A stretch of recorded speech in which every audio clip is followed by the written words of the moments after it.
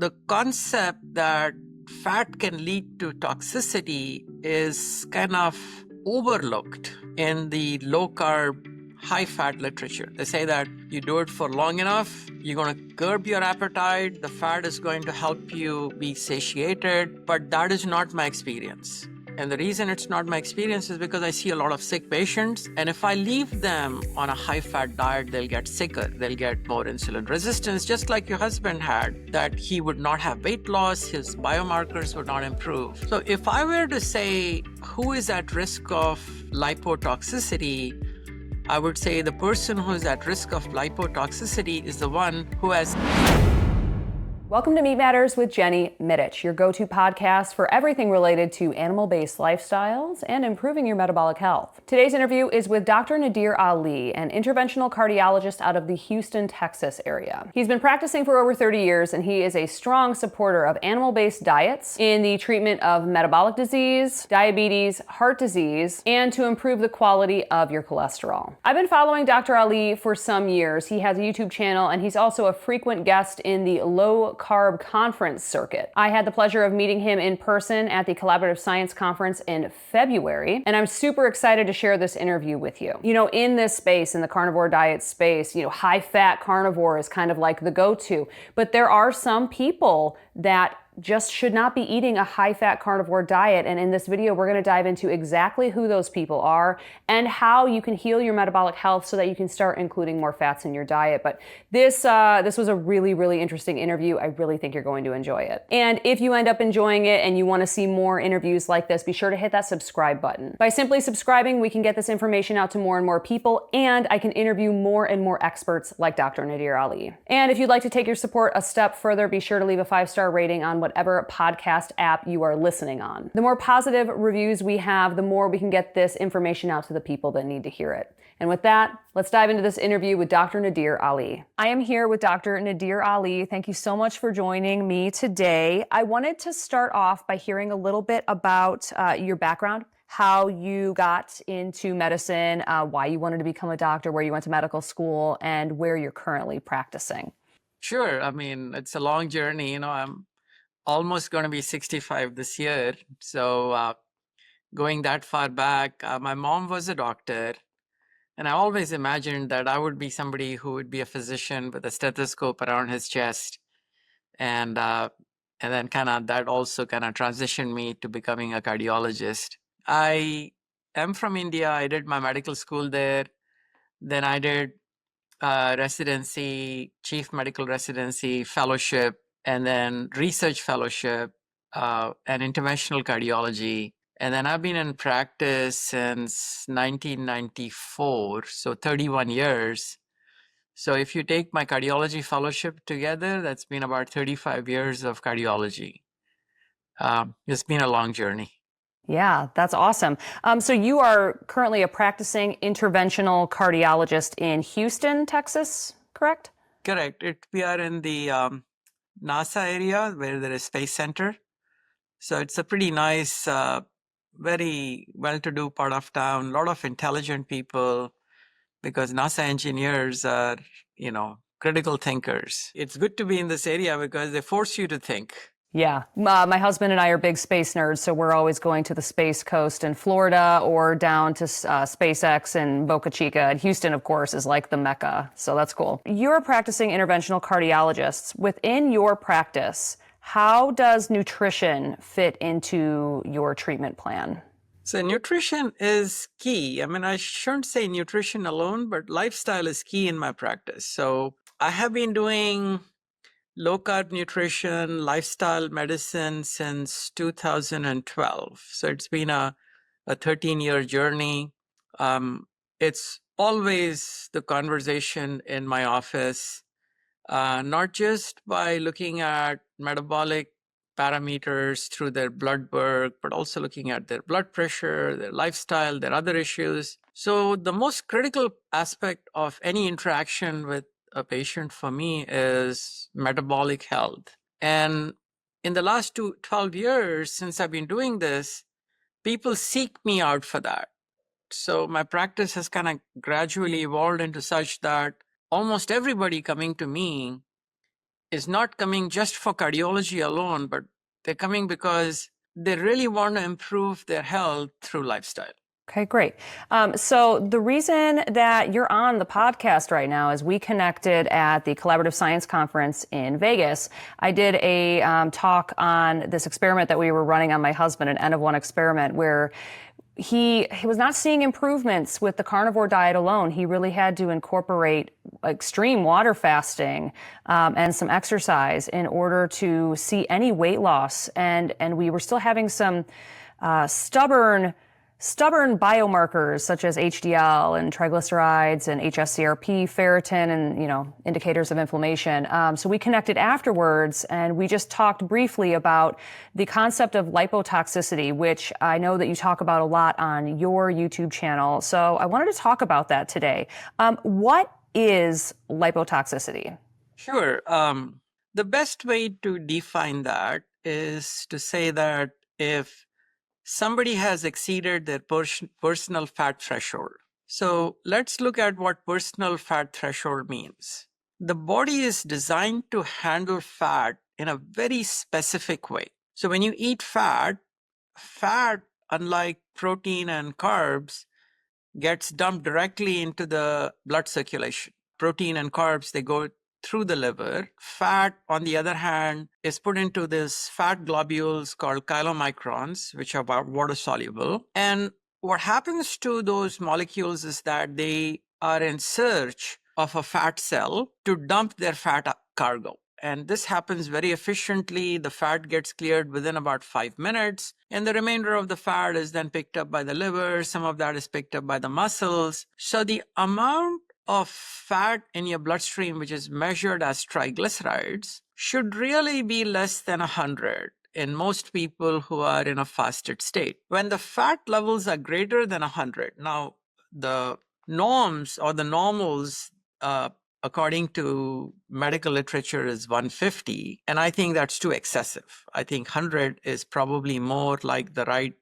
parameter in my metabolically healthy patients. So in people who have exceeded their personal fat threshold, their fat cells are either overstuffed or they are inflamed, or these people have genetically different fat cells that cannot increase in size with increasing fat intake. So in these people, what happens is that the fat gets left in the bloodstream. And the body tries its best to pack the fat as much as possible. It sometimes has to make an enormous amount of insulin to pack the fat into the fat cells. But when it cannot do that, fat gets left in the bloodstream, and that is called high triglycerides. So when there are high triglycerides, that fat is seeking a place to park itself. And when it's seeking a place to park itself, or to try to park itself in the liver, in the pancreas, this is called ectopic fat deposition, because really fat is not supposed to be parking itself there in any excessive degree,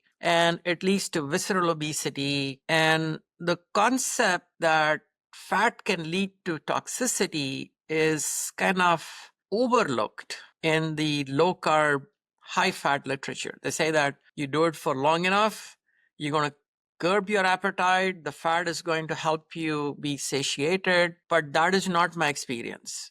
And the reason it's not my experience is because I see a lot of sick patients, and if I leave them on a high fat diet, they'll get sicker, they'll get more insulin resistance, just like your husband had, that he would not have weight loss, his biomarkers would not improve. So if I were to say who is at risk of lipotoxicity, I would say the person who is at risk of lipotoxicity is the one who has exceeded his personal fat threshold.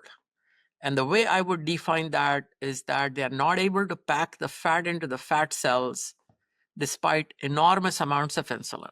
Okay, so we would say then that, like, if you have high triglycerides, you're following whatever diet you're following, but that, like, high triglycerides, we can call that lipotoxicity. Is that kind of like one of the biomarkers that we can use to measure if you have it? Absolutely. And especially if high triglycerides are associated with high insulin levels, that's another marker, because insulin is required to pack the fat into the fat cells. Many people think that insulin just regulates carbohydrate metabolism, but it also regulates lipid metabolism because insulin activates an enzyme at the surface of the fat cells called lipoprotein lipase. And if you need higher and higher amount of insulin to activate that enzyme to pack fat into the fat cells, then you have two markers, high insulin and high triglycerides. Now, there are other markers we can look at. Low HDL is another marker. Adiponectin is another marker. Adiponectin is a hormone elaborated by the fat cells. And when the fat cells are healthy, the adiponectin levels are high. But when the fat cells get inflamed, overstuffed, adiponectin levels go down. So there are a number of markers you can look at. You can scan somebody's liver and see if they have fatty liver and things like that. Okay. So with my husband, he had elevated triglycerides. His fasting insulin was still elevated, even while eating a carnivore diet. He had the visceral fat. So the only one we didn't measure was the adiponectin. So that would have been interesting to see. But all of the other, low HDL, it's very, very interesting because, a lot of people, especially, I'm in the carnivore space. That's literally like what I do. And I talk to tons of different doctors. And they're always like, just, high fat, high fat, high fat. But for him, his metabolic health was declining when eating a high-fat carnivore diet. We were very confused. We had no idea what was going on. So you talk about the personal fat threshold. How it's different for everybody, right? Is that determined by like genetics, or like how can somebody know what their personal fat threshold is? I guess you can know it by little biomarkers, by measuring a number of biomarkers, but you have other ways to evaluate that. For example, if you are a female premenopausal, you're definitely going to have a higher personal fat threshold. Women don't get heart disease in their premenopausal years, I think, in large part because hormones improve their fat cells to the point that they will get heavy, but they will not leave triglycerides in the bloodstream. And if they don't leave triglycerides, remember these triglycerides, these fat is trying to find a place to park itself. If it parks itself in the pancreas, it causes insulin resistance. It can destroy the connection between the insulin producing beta cells and the glucagon producing alpha cells. And if that connection is not right, and we can explore that in a subsequent question, then you're going to have high sugars and you're going to be catabolic and you're not going to be good. On the other hand, there are certain populations, like, for example, I come from a South Asian population, Indian people. Indian people, almost categorically males, have a very low personal fat threshold. Because if you look at Indian diabetes, these people are not very heavy. They have a BMI of about like 24, 25, at the most like 28. Very few go up to 30. So they go up to that BMI, but they become insulin resistant. They have high triglycerides. They have what is called metabolic dyslipidemia, characteristic of lipotoxicity. On the other hand, Caucasians are lucky. They become heavier and they don't spill as much triglycerides into the bloodstream. And so they will become insulin resistant much later because their fat cells and their adipose tissue protects them. If your adiponectin is low, if your triglyceride is high, if your insulin is high, if your HDL is low, if you have fatty liver, it's almost a guarantee that you have lipotoxicity and you have exceeded your personal fat threshold. Okay, well, at least there's clues, because some of these things you're like, what's going on? Okay, so for lipotoxicity, is it like a switch or is it a spectrum when you're looking at like when it starts to activate? It would probably be more of a spectrum, right? Because everyone has a different personal fat threshold. I would say yes, it's a spectrum. Dr. Schulman has done some extensive work to describe how fat cells increased fat or high triglycerides, and lipotoxicity leads to insulin resistance. So in other words, what happens is that fat gets into the cells, fat is not used, it becomes rancid, When it becomes rancid, it goes and alters mitochondrial function. It affects insulin signaling. It prevents the GLUT4 pore that is taking in sugar into the cells not get properly oriented for the cell to be able to get in sugar. So all of this leads to mitochondrial dysfunction, insulin resistance, hyperglycemia. So in other words, in some people, this progresses rather quickly with high triglycerides. In other people, it doesn't progress as quickly with high triglycerides. In an Indian population, the pancreas becomes fatty and it gets destroyed very quickly, and it doesn't increase insulin production over time. In a Caucasian pancreas, majority of the time, even though the pancreas is fatty, the insulin levels remain high for a much longer period of time. So, one of the simplest ways to kind of give this idea to people is that without high insulin, you're not going to get obese. Insulin is a storage hormone. It's a hormone that packs fat into the fat cells. It's a hormone that drives mTOR for you to make more protein.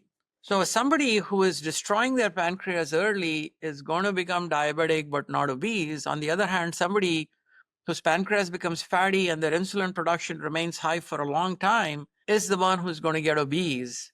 And their insulin resistance carries on for a much longer time before their sugars start going from pre-diabetic range to frank diabetic range. Maybe too Okay. technical. Maybe we No, have not to at break it all. down. No, I think that's good. My audience likes to get into the nitty gritty, so I like that level of detail. I think for my husband, he was morbidly obese for many years, and then had lost the weight. So I think the second example that you gave there was more his story. He, his fasting insulin when we first started testing it was in the 20s. And now we've been able to get it down into the single digits. But yeah, it's been a struggle.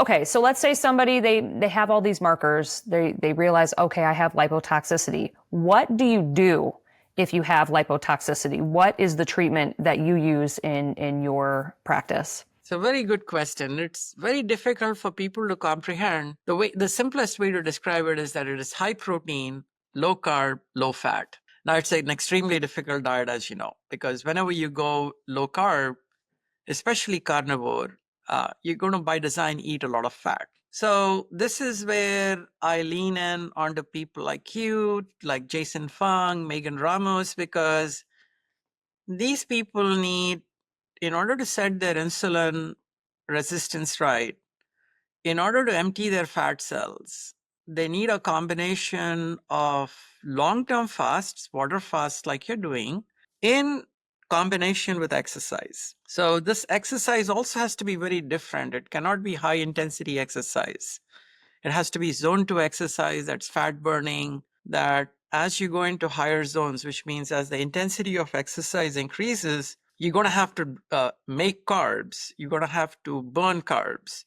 So you keep them in zone 2, you do fasting, so that this person is now emptying the fat cells. He is using the triglycerides that is there in his bloodstream. And when you empty the fat cells improve their insulin resistance, insulin falls down. And when they subsequently, 3-4 months down the road, start increasing their fat intake, the fat cells are empty and the fat cells are insulin sensitive to pack fat into the fat cells. So when I talk about a high protein, low carb, low fat diet, people don't understand that they're going to be in caloric deficit because you cannot eat enough protein to meet all the caloric requirements of the day. So like, let's say, you eat probably max amount of protein somebody can eat.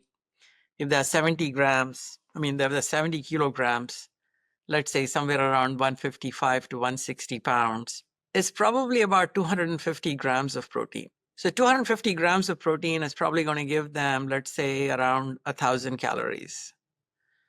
And let's say they have about 50 grams of carbs with that, so that's 200 calories. Let's say you cannot eat protein alone, so you will eat some fat. Let's say you ate 75 grams of fat. So 75 times 8, so you're roughly getting maybe somewhere in the range of about 600 calories. So Altogether, you got something like 1800 calories. But a person that I come across is, I'd say, hey, you need to do about an hour of exercise per day or be physically active. So their caloric expenditure during the day is somewhere in the range of 2.5 to 3,000 calories. So they have a caloric deficit of roughly between 800 to 1,200 calories per day. And that calories is coming from burning internal fat. So to these people, I say, hey, you can't eat avocados. You can't add heavy whipping cream to your coffee. You cannot put butter to your steaks in order to get in more fat. And I tell them that cook in ways in which you're going to remove fat from your meats. So, like for example, I say, hey, cook your food in an Instapot. When you cook it and you let it sit for an hour or two, the fat floats to the top. You scrape off the fat from the top, you're left with lean food. You cook in an air fryer, the fat dribbles out, you're left with lean protein. I am a fan of some protein powders. Like for example, I like whey protein. So you can add, 20 grams of whey protein twice a day. So you get protein without much fat. So that's how I modulate the diet of my patients. And we are watching these biomarkers and you're watching them. People who are in a rush, I would watch them in a month. People who kind of, say, hey, I'm good, I'm going to do this. I'd repeat the biomarkers in about 3 months. If people are morbidly obese, doing it in a month is not going to be helpful. You got to wait, especially if they have high insulin, high triglycerides. So once the biomarkers start coming down, like let's say triglycerides come down, HDL goes up, insulin falls, then you can say, yeah, hey, you have achieved what you want to achieve. And now you can gradually increase your fat intake and monitor and see what happens to your metabolic profile. So that was a long answer, but and it took time to evolve into that strategy. So I started this area in 2012 and I couldn't understand why triglycerides were going up. And I think probably this dawned into me somewhere in the range of late 2019 or 2020, which is when I started giving these presentations on lipotoxicity. Yeah, I mean, it was mind-boggling to us when we just could not understand why the triglycerides kept going up. But your answer was not too long. That's exactly what I was looking for. I wanted to know. I like to have actionable steps. I mean, it's great if we know what it is, but if we don't know how to fix it, what's the point? So in your practice for fasting, you talk about water fasting. With my husband, we've been doing 7 to 14 day water fast. He's like a hardcore faster. What are you recommending with your patients for length and how often? Because I think you have to be frequent with these fasts. It can't just be one and done, right? Oh, yeah. No, absolutely. You can't just say, hey, I'm going to do one long fast and then I'm done. It takes time for your metabolic health to improve. I used to work with Megan Ramos before, and, they had a very nice program of 3 42-hour fasts in a week. And then on the other days, they would have an 18-hour period of fasting. So I used to use that a lot. Now, since I no longer work with Megan, I'm a little hesitant because in my practice to do water fasting for several days, I need to monitor these people and I don't have the capacity of monitoring them. So I go mostly to about either 1 meal a day or 2 meals a day. And I tell them that, hey, you're going to limit your calories because you're going to be eating only protein and minimal amount of fat and minimal amount of carbs. So it might take a little longer for you to regain your metabolic health, but that's the way to achieve it. The way you are doing it is very good, I think, because a long-term fast is going to drop your insulin levels much better. That has been shown in literature. A long-term fast is going to empty your fat cells much better. If you added an element of zone 2 exercise, that would help even further. But I don't have the tools within my practice to help my patients with long-term fasts. So that's where I need people like you. Yeah, and my crazy husband who's obsessed with fasting. He's been fasting he started this process in 2016. So he didn't start with, a 10-day fast. He started with intermittent fasting and then 24, 36, 48. So it's promising to me to hear that in your practice you can do like intermittent fasting or short water fasts and still have a similar effect. It just takes a little longer. That's cool. Okay, so I guess the main question, should people experiencing lipotoxicity, should they eat a high-fat carnivore diet? No, I think that is a recipe for disaster, because when they eat a high-fat diet, fat is being left in the bloodstream, ectopic fat deposition is happening. And ectopic fat, mind you, doesn't just get into the liver and into the pancreas, it gets into the blood vessels and it causes plaque buildup. So they will be at risk of cardiac events too. Generic advice that low carb, high fat diet is good for everyone, no matter what their metabolic health and how bad they are, I think is wrong advice from the low carb community. Just like saying that, hey, eat low fat, high carb diet and you'll be fine, So we shouldn't fall into that trap. We should be very scientific. We should be very analytical. We should look at the data carefully, and we should give them the right advice.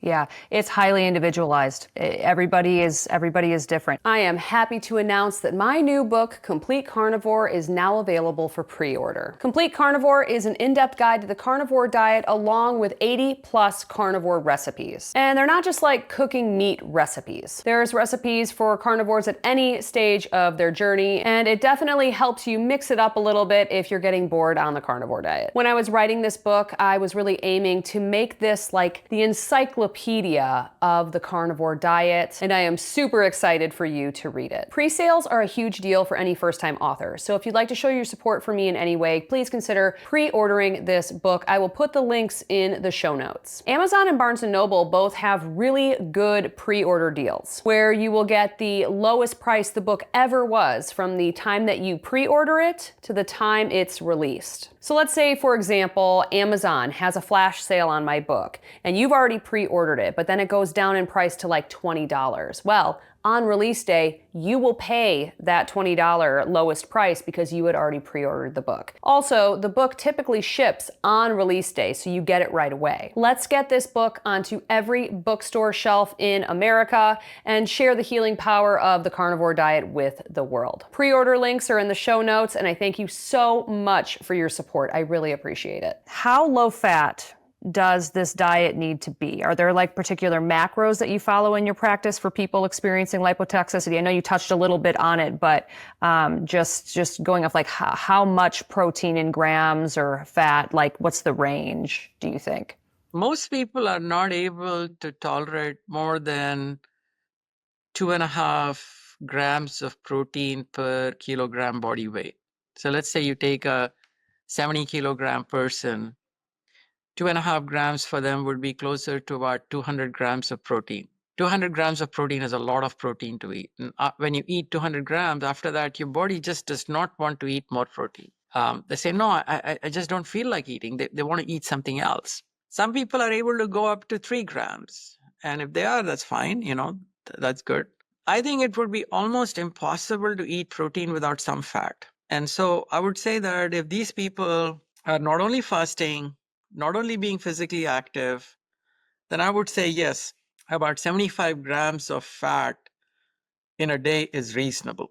I would want them to cut it down, if possible, go into a caloric deficit so that they are burning endogenous fat. But if they're burning 3,000 calories with exercise and daily activities, then I'm okay with 75 grams of fat. On the other hand, if they're completely sedentary, going to be fasting, then maybe they should find people like you and learn how to do a long-term water fast. That would jumpstart their health much better. Yeah, we've definitely seen faster results using the long-term water fasting. Okay, I think that's totally doable. When I was watching your content on this, talking about the low-fat, low-carb, moderate protein diet, I was thinking it would be a lot lower in fat than that, but 200 grams of protein and 75 grams of fat, that's really not that big of a deal. For carbs, do you think 50 grams or less, concentrating on whole, real food? So it also, for carbs, it depends on how much exercise they're doing. Like, for example, if somebody does a couple of hours of high intensity exercise, then they're gone through almost their entire glycogen reserves in their liver and in their muscles. So in that situation, if they say, hey, I'm going to add 100 grams of carbs here so that I can live, then I'm okay with that. On the other hand, if you're sedentary and not exercising much, focusing only on reducing your caloric intake, then I would say you stick to a 50 gram per day carb intake. Okay, that's reasonable. I don't think that that's really that restrictive, but maybe that's just because I've been in this world for a long time. I think people eating a standard American diet might be like, what? 400 Okay, so grams. yeah, yeah. So how you talk about the biomarkers? You've got a patient that you've been working with for, let's just say, however long, a year. How can you tell that they are ready to increase the fat? What are the biomarkers? We touched on it a little bit, but I want to touch on it again. What are the biomarkers that you're checking for to see that the lipotoxicity has been brought under control? Now, that's a very good question because we need to be specific about that. And so I would say when your triglyceride over HDL ratio is coming below 2, I prefer it below 1.5. So like, for example, if somebody has an triglyceride of like about 100 and their HDL is about 75, that would be like a 1.5 ratio. On the other hand, if the triglycerides are 100 and HDL is 50, that's a 2 to 1 ratio. So definitely they should be at around less than 2 for that ratio before you can start saying, hey, now, you can now increase your fat intake. The other would be HOMA-IR. You look at what's happening to their insulin. Is their insulin now in the 5 to 10 range? Is their HOMA-IR somewhere around 1 to below 1? Or if it's above 1, it should be probably in the range of about 1.2, 1.3. If it's higher than that, then perhaps you still have some room to keep your fat content low. You don't have room to increase your fat content yet. The other one would be adiponectin levels. If their adiponectin levels are good, then you can also say, now good adiponectin levels are about 20. I'd say 15 in men and 20 in women. That will also give you another indication. And then finally, there are a lot of other markers that you would rely on that are not completely in tune with lipotoxicity, but give you an idea. So one of them is a liver enzyme called gamma glutamyl transferase, called GGT. So in people who are metabolically healthy, I see the GGT levels to be at around 15, 20, low 20s, teens to 20s. People who are not metabolically healthy and they have fatty liver, these levels go into the 30s, 40s, 50s. Now, this is also very sensitive to alcohol. So you got to separate out the role of alcohol in there. There are other liver markers like ALT and AST that'll improve. There is inflammation markers that you should look at because when your fat cells are healthy, the inflammation markers go down, your CRP goes down, your serum ferritin goes down. So those are some of the markers you look at. And then finally, you can do imaging studies. You can image your liver. There's fibroscan of the liver to see if your liver is improving.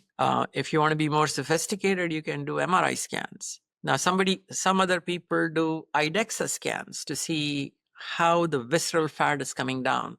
I don't have access to an IDEXA scan, so I don't have serial measurements in my patients of IDEXA scanners. So I rely on these biomarkers, inflammation markers, and stuff. Okay.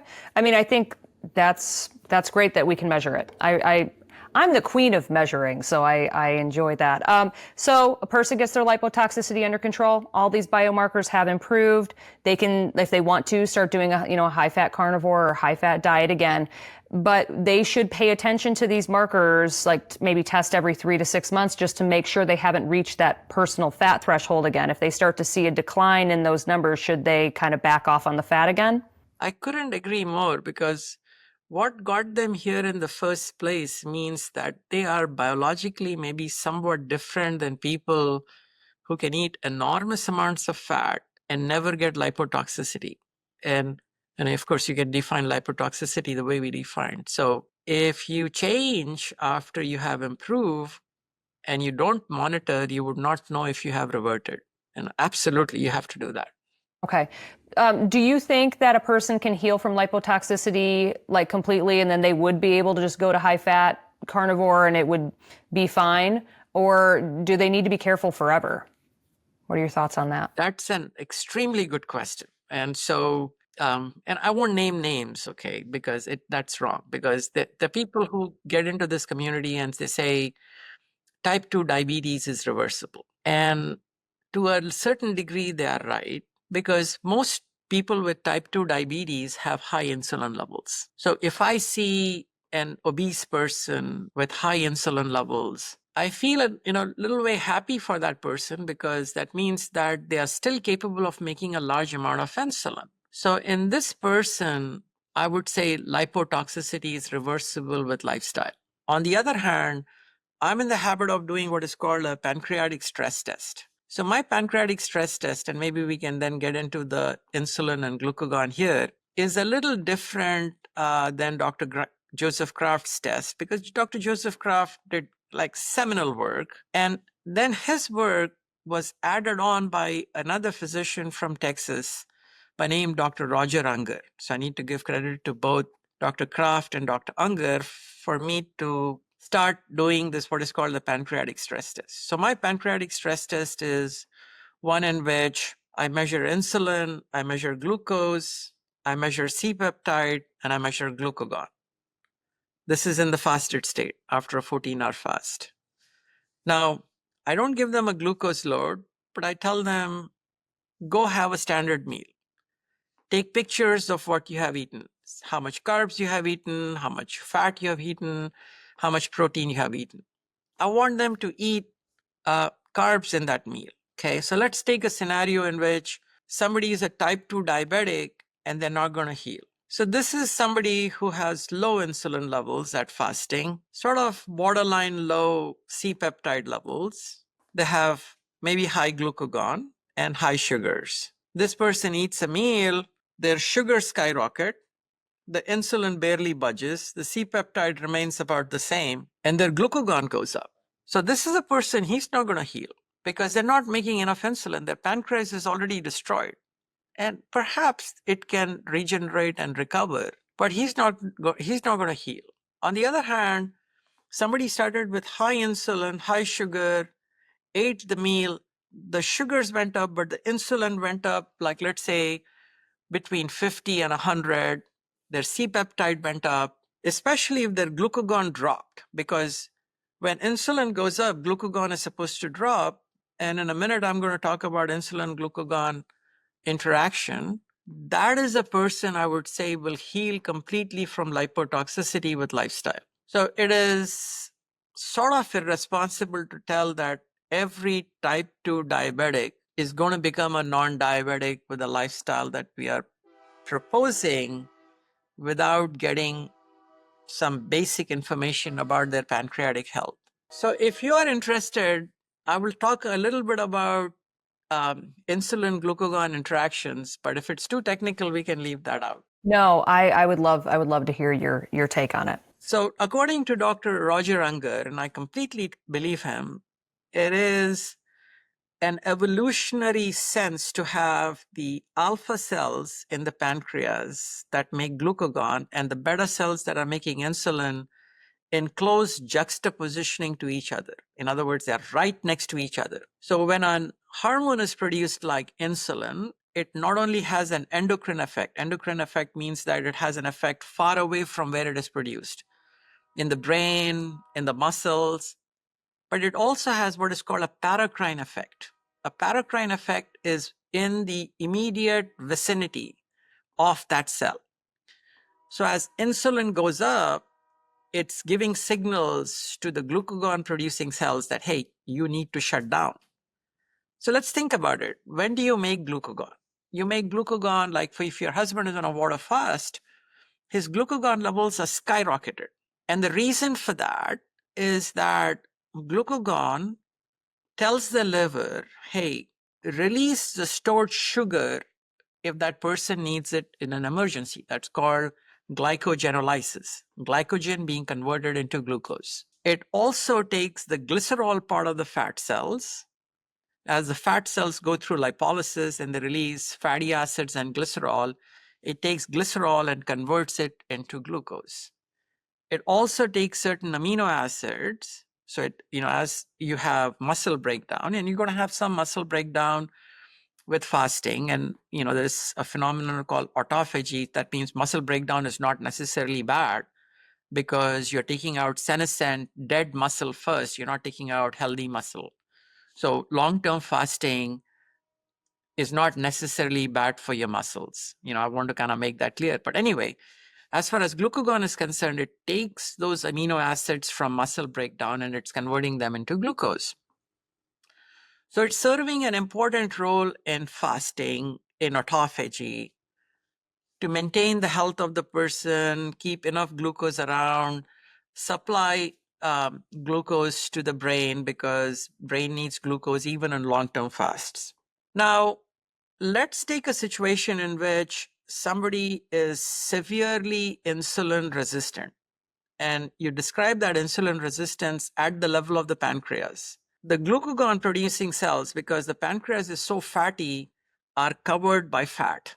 So when the insulin spikes with a meal, the spike in insulin does not have the same paracrine effect that it should have. And the lack of paracrine effect means that insulin has gone up, the glucagon cells do not see that.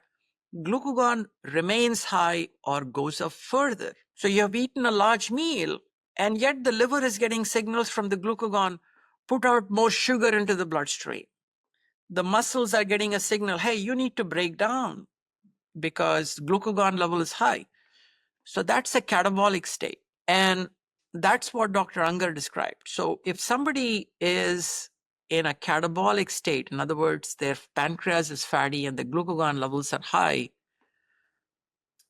what you are doing to help improve their or reduce their visceral fat, reduce the fat in their pancreas, improve their liver health through fasting, through exercise is absolutely fundamental.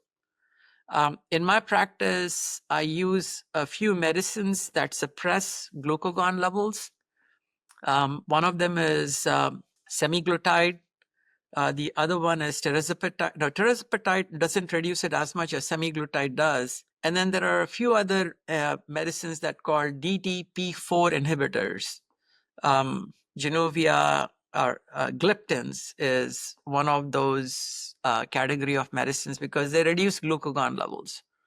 So when you do such detailed work on these patients, then you know where to target. And for somebody with your experience, you can use long-term water fasts. For somebody who does not have program of long-term fasting built into their practice, they may have to rely on intermittent fasting with these medicines. I was interested in if you use GLPs in your practice for that reason. I do, because reducing glucagon levels is crucial in people who are not improving in their diabetes. You need to shut it down. Okay, that makes total sense. So I guess the takeaway from this is if you are experiencing lipotoxicity, type 2 diabetes, obviously, things like this, like the time to start is now, because you could get to a point of no return where you can't get back to, fully functional. There is damage that can be long-term and permanent. Absolutely. Especially if you have gone into A1Cs of 10, 12, 15, and you're making less insulin, then you may not be able to return back to complete health. All right. Well, then if you're listening to this and that is you, the time to start is now. So knowing all of this now, going through what we've talked about, I guess we should just stay the course with my husband, continue doing the long water fast. But the thing we need to shift is instead of a high fat carnivore diet, we need to do low fat, low carb, moderate protein. I think that's pretty much because he's already doing the zone 2 exercise. He's been really good with that and the fasting. So I think that would probably be it, right? Is there anything else we should throw in? I think that you hit it on the nail, and you're doing perfect. You're going to be monitoring him. You might want to check the health of his pancreas with a pancreatic stress test. Okay, I think we can do that. We're already measuring so many other things. We might as well throw that in as well.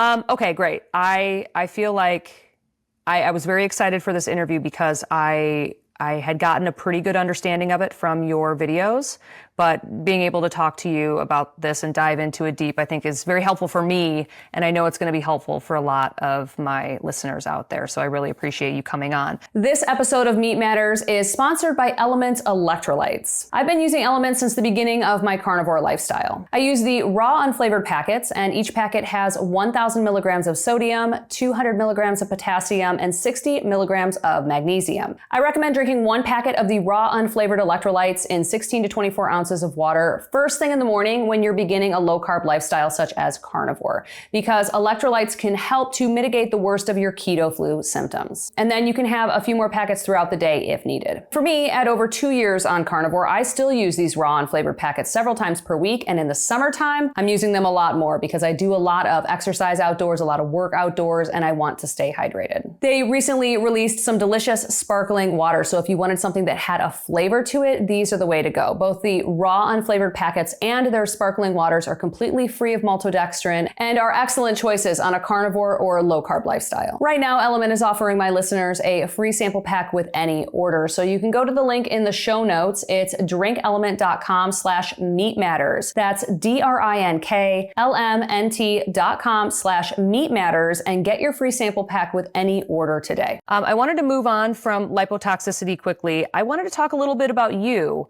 your personal dietary philosophy. Whenever I have a doctor on my podcast, I always like to dive into a little bit of the details because I think it's important to show people that you don't just talk the talk, you also walk it. So can you talk a little bit about your dietary philosophy? Do you follow an animal-based diet? Yeah, I would say predominantly animal-based, and with a few modifications. So a few things that I want to kind of get into is that I think that an 18-hour fast several days a week is almost essential for everyone. There are days in which you may not be able to do an 18-hour fast. Like, for example, my personal example is that on Saturdays and Sundays, I go out cycling with my friends. And we do about 3 hours, maybe more of cycling. And my average heart rate in that 3 hours can be somewhere between 125 to 140. So that's a very high average heart rate for somebody as old as me. So that means that I am predominantly at that time in carb burning mode, because the higher the heart rate, the higher the intensity, you're not going to be able to burn fat. Zone 2 is where you would burn fat more compared to zone 3, 4, and 5. So in that situation, I probably empty all the glycogen stores in my muscles and in my liver. And on those days, I will eat carbs.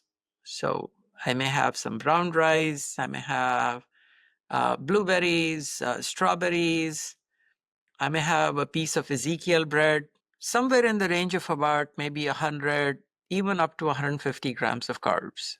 But apart from that, my diet is almost all predominantly animal-based. Eggs, meat, cheese, lamb, beef, chicken, fish. That's what I eat. There are days in which I eat very little carbs because I don't exercise. There are days in which I eat about 100 to 150 grams of carbs because I have exercised for 3 hours. Okay. I think that makes total sense. You know, you're metabolically healthy and 3 hours of cycling, that's a lot. I totally get it. I'd like to know a little bit of like, what does your routine look like? What does a day of meals look like for you? Let's just say like a normal animal-based day. What's your exercise like, your sleep, your stress? How do you manage all of this stuff? Because you have a busy, thriving practice and also, a normal life. Yeah, no, I think I heard I heard this line from one of the stand-up comics that stress is a very loyal emotion. It never leaves you. Happiness may come and go, but stress stays with you. I mean, it's so loyal. So I try my best. When you see a large number of patients in the office, it's stressful. When you're doing procedures on patients who are in a life or death situation, it is stressful. So generally, I try to sleep for about at least 8 hours. So that means that the time I commit to being in bed, eyes shut with no media, is a minimum of 8 hours. I try to do at least an hour of physical activity every day. Not every day is zone 3, 4, and 5. Many days are zone 2 exercises. I try to limit my zone 3, 4, and 5 exercises to between 2 to 3 days a week. Definitely no more than 3 days a week. So on the days that I'm predominantly in zone 2, my first meal is around 1. When I leave my office, go to the hospital, I usually find some good protein options out there without any animal protein options, without any carbs. And then in the evening, when I reach home at about 7, sometimes 8, I have a second meal. And that's almost always animal based. My indiscretions with carbs, if you want to call it indiscretions, are on the weekends. I wouldn't call them indiscretions. I think, I'm not of the belief that everyone needs to follow a carnivore diet. I think it's highly personalized. I think just eating whole, real food and and paying attention to your intake of things, like you're adjusting your macros based on your daily activities, which is smart. That's exactly how I would do it too. So with all of the carnivores that I interview, or the people following animal-based diets, I always like to finish with some rapid-fire carnivore questions. So you can make these adjustments. Since you're not full carnivore, you can also answer more animal-based. That's totally fine. Would you be okay with that? Sure. I just Okay, want great. to add 2 other things. In Yeah. my diet is somewhere between 2 large scoops of whey protein and also 5 grams of creatine. Why do you include those? Why is that important for you? Creatine is a very interesting product because it gets into the muscles. It can also get into the brain at higher levels, and it gets converted to phosphocreatine, which is like a readily available form of ATP, which is our energy currency. So there is some data that people can improve their muscle mass because sarcopenia is a very important aspect as you get older. And the reason I get the protein powder is just to increase my protein intake without increasing the fat intake. I'm not looking out to eat fat. If it comes in me, I'm not trying to restrict it, but I'm not going to add extra butter to my steak or things like that. I'm not going to use heavy whipping cream. Okay, so if it's like steak on a fat on a ribeye, you would eat that, but you're not going to add 2 tablespoons of butter to it. Absolutely.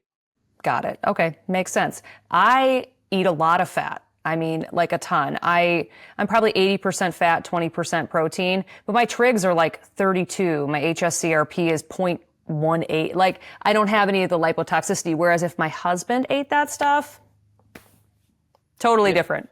Your It's so adiponectin interesting. level would be 25. Mine would? Yeah. And that's good, Your fat right? cells would be 20 or very above. healthy. Good. Hopefully it'll stay that way. Okay, let's dive into these questions. So what would be your number 1 tip for a new carnivore? I would say eat protein from animal sources. Cook it well, cook it to your liking. Go to places that like out here in Texas, Texas barbecue a brisket without the sauce. Awesome. Yeah, do things that you like. Eggs is great. I love eggs. Yeah, I And don't take the probably eat. yolk out. No, the yolk is the most important part. I probably eat like 6 to 8 eggs per day if I'm having eggs. I don't mess around with just one. Okay, so what is your favorite animal-based food? I'd say eggs. Eggs. Yeah, eggs cooked in butter. Okay. Is there a particular way you like to cook them? Like over easy, scrambled? I scramble them at very low heat in butter, and I just wait for them to just be the albumin to be barely coagulated. I would never do it at high heat. Okay, so like a soft scramble, like more of Soft like a scrambled. French style. Correct. Soft Nice. scrambled. Cool. All right, so if you were stuck on a desert island, what 3 things would you bring? I would want to have lamb, I would want to have Instapot so that I can make lamb, like delicious lamb meat in that. And then a third thing, maybe, you're talking about food items, right? I'm talking about anything you Oh, want. I'd bring my bicycle. Nice. Nice. Okay, so what is the most common mistake that new carnivores make? They don't give it enough time. They get very anxious and they don't give enough time. You got to give it, I would say, at least 3 to 4 weeks for you to start feeling comfortable with the diet. I've encountered a weight loss stall on carnivore. What would be your advice to get the scale moving again? Cut the fat out, increase the exercise. Okay. That was a quick answer. He's like, I know this one. Knowing what you know now, what would you do differently if you were starting an animal-based diet today? I would have known about lipotoxicity. It took me 6 years to figure that out. And if I had known about lipotoxicity, I would have modulated the low-carb, high-fat diet for people. I couldn't do it for the first 6 years. And then finally, this is not necessarily animal-based related. This is just everything in general. If you were able to go back and give one piece of advice to your 20-year-old self, what would that be? I would have said that, I spent the first 25 odd years of my practice as a physician doing the standard thing. I wish that I had focused on nutrition and lifestyle right from the get-go. I would have been a totally different person because I would have had 25 more years of experience rather than just like 15. Well, I'm glad that you got to nutrition and lifestyle eventually because there are some physicians out there that never get there. So that's awesome. Can you let us know where people can find you, socials or your channel or things like that? I have a couple of YouTube channels. One of them is Nadir Ali MD. The other one is Eat Mostly Fats. I am not much on social media. I got off of Twitter or X. I couldn't keep up with that. And those are the two ways you can get a hold of me. I'm still in the trenches. I'm a busy practitioner. I see patients on a day-to-day basis. So rather than like people like you who are doing an enormous job, so you're doing things through social media and through personal contact, I'm doing a little bit more through being in the trenches than focusing on social media. I don't exactly know why that is, but that's the way my life has evolved. And I think it's still a very fruitful endeavor. I would, if I retire the way I retired, I would still be very happy about it.